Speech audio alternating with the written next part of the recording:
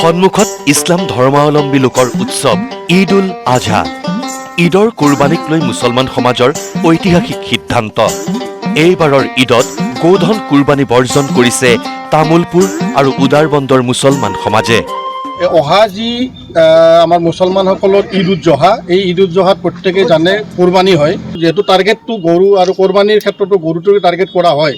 গতিকে আমি এইবাৰ উমৈহতীয়া হিচাপে এই কুমাৰীঘাটা অঞ্চলৰ প্ৰতিটো মুছলমান এৰিয়াৰ মুৰব্বীসকলক লগত লৈ আমি যিখন সভা পাতিলোঁ, এই সভাত আমাৰ ফাইনেল সিদ্ধান্ত হৈছে যে অহা কোৰবানী ঈদত আমি গৰু কোৰবানী নকৰোঁ। এই দৃশ্য তামুলপুৰ জিলাৰ কুমাৰীঘাটা জামে মছজিদৰ। বৃহত্তৰ কুমাৰীঘাটা ইছলাম সমাজে এক ঐতিহাসিক সিদ্ধান্ত গ্ৰহণ কৰিছে।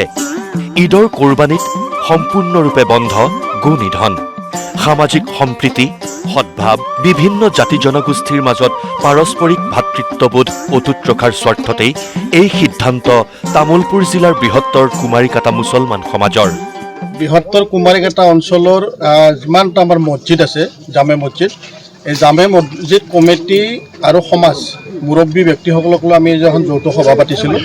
আৰু এই সভাৰ সিদ্ধান্ত মৰ্মে প্ৰত্যেকৰে যিটো মতামত গো হত্যা সংক্ৰান্তত, তো অহা যি আমাৰ মুছলমানসকলৰ ঈদ উল জহা, এই ঈদ উল জহাত প্ৰত্যেকে জানে কোৰবানী হয়। এই কোৰবানীত অসমত বিশেষ কৰি ভাৰতবৰ্ষৰ লগতে অসমত গৰু কোৰবানীটো বেছি হয়। আমি কোৰবানীত গৰু কোৰবানী দি আহিছিলোঁ, কিন্তু সামাজিক শান্তিৰ স্বাৰ্থত সকলো জাতি জনগোষ্ঠীয়ে, যিহেতু মুছলমানক বাদ দি অইন জনগোষ্ঠীয়ে নিবিচাৰে, গতিকে শান্তিৰ স্বাৰ্থত বৃহত্তৰ অঞ্চলৰ সকলো জাতি জনগোষ্ঠীয়ে, যিহেতু আমি একেলগে মিলা প্ৰীতিত থাকোঁ, সকলোৱে যাতে একেলগে আমি চলি যাব পাৰোঁ, যিহেতু টাৰ্গেটটো গৰু আৰু কোৰবানীৰ ক্ষেত্ৰতো গৰুটোকে টাৰ্গেট কৰা হয়। গতিকে আমি এইবাৰ উমৈহতীয়া হিচাপে এই কুমাৰীঘাটা অঞ্চলৰ প্ৰতিটো মুছলমান এৰিয়াৰ মুৰব্বীসকলক লগত লৈ আমি যিখন সভা পাতিলোঁ, এই সভাত আমাৰ ফাইনেল সিদ্ধান্ত হৈছে যে অহা কোৰবানী ঈদত আমি গৰু কোৰবানী নকৰোঁ। ইছলাম মানেই শান্তি। আমিও একোজন সচেতন নাগৰিক হিচাপে শান্তি আৰু সমন্বয় বিচাৰোঁ। ইছলামত নাই অন্য ধৰ্মক আঘাত কৰাৰ মানসিকতা। সেয়ে বৃহত্তৰ কুমাৰীঘাটাৰ 20টাকৈ জামে মছজিদৰ সমূহীয়া সিদ্ধান্ত, এইবাৰৰ ঈদত নহ'ব গোধনৰ নিধন। ইছলাম হ'ল শান্তি। আমি শান্তিটো মনে প্ৰাণে বিচাৰোঁ। গো নিধান এইটো কোনো ইছলাম ধৰ্মত বাহিৰে বাকী ধৰ্মবিলাকে এইটো কেতিয়াও একচেপ্ট নকৰে, গ্ৰহণ নকৰে। সেয়েহে আমিও কুমাৰীঘাটাৰ বৃহত্তৰ প্ৰায় 20টা মছজিদৰ ৰাইজে আজি ৰাইজৰ সিদ্ধান্ত মৰ্মে, প্ৰস্তাৱ মৰ্মে আজিৰ পৰা আমি আৰু বা কুৰবানীয়ে হওক বা অইন কিবা কৰ্মতে হওক, আমি কেতিয়াও আৰু গৰু নিধন নকৰোঁ।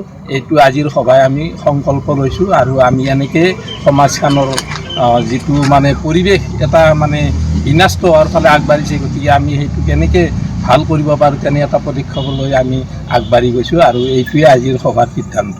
চৰকাৰ আৰু এই বৃহত্তৰ হিন্দু তথা সনাতনী সমাজে যিহেতু গো হত্যা নিবিচাৰে, গোক মাতা হিচাপে জ্ঞান কৰা বুলি ইতিমধ্যে আমি জানো, শুনিছোঁ, দেখিছোঁ। আৰু সমান্তৰালভাৱে চৰকাৰেও, অসম চৰকাৰে দ্য কেটেল প্ৰিজাৰ্ভেশ্যন এক্ট নামৰ যিখন আইন আনিছে, তাত গো হত্যা কৰিব নোৱাৰে বুলি ইতিমধ্যেই এক্টত উল্লেখ আছে। গতিকে চৰকাৰো বিচৰা নাই আৰু বৃহত্তৰ সনাতনী হিন্দু সমাজো বিচৰা নাই গো হত্যা কৰিব লাগে বুলি। তো সামাজিক যিটো বিশৃংখলতা, তাৰ প্ৰতি আমি গুৰুত্ব প্ৰদান কৰি আৰু গৰুৰ পৰিৱৰ্তে যি জানোৱাৰ আমি বিধিগতভাৱে ইছলামিক নীতি নিয়মৰ মাজেৰে দিব পৰা যায়, সেই জন্তু আমি এইবাৰ কোৰবানী কৰিম। কোৰবানী ঈদৰ প্ৰাক্ষণত কাছাৰৰ উদাৰবন্দতো মুছলমান সমাজৰ সময় উপযোগী সিদ্ধান্ত। উদাৰবন্দৰ পানগ্ৰামত অনুষ্ঠিত হোৱা সমূহীয়া বৈঠকত মুছলমান ৰাইজে সিদ্ধান্ত লয় ঈদত গো হত্যা নকৰাৰ। চৰকাৰী নীতি নিৰ্দেশনাক সম্পূৰ্ণৰূপে সন্মান জনাই উদাৰবন্দৰ পানগ্ৰামৰ মুছলমান সমাজেও ক'লে, আমি সনাতনী পৰম্পৰাক অসন্মান নকৰোঁ। তো আমরা সবে মুসলমান মানুষে বই এইখানে একটা ডিসিশন রয়েছে, আজকে থেকে আমরা যারা খারবারি আছে তারারে সবে অনুরোধ করে জানাইলাম যাতে গরু খারবারটা তারা না করে এবং গরু কিনা বেচাটা যাতে না করে। আর রইল কথা কুরবানির, আমরা গরু কুরবানি না দিলেও আমরা ঈদ হইব, এটা লইয়া কোনো বড় কথা না। তামুলপুৰৰ কুমাৰীঘাটা আৰু উদাৰবন্দৰ মুছলমান সমাজৰ এই দূৰদৰ্শী আৰু উদাৰ সিদ্ধান্তই সমগ্ৰ অসমতে শান্তি, ভাতৃত্ববোধ আৰু সাম্প্ৰদায়িক সম্প্ৰীতিৰ পৰিৱেশক অধিক সুদৃঢ় আৰু শক্তিশালী কৰি তুলিব। Bureau' report, news live.